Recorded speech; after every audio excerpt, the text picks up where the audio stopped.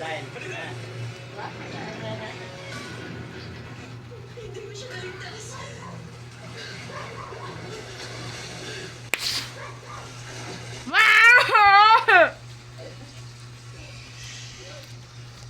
Okay na, anak. Hindi na siya makakapasok. Ligtas na tayo.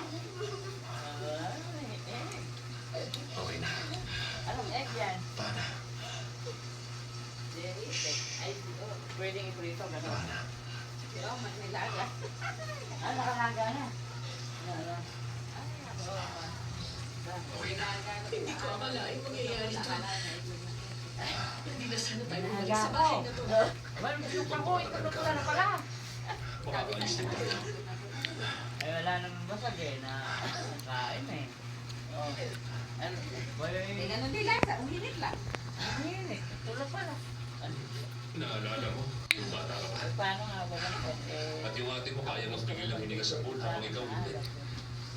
Kailangan ba talagang alalahanin niyo ngayon, Dad? Oo, naalala mo na sa sobrang dahil mo.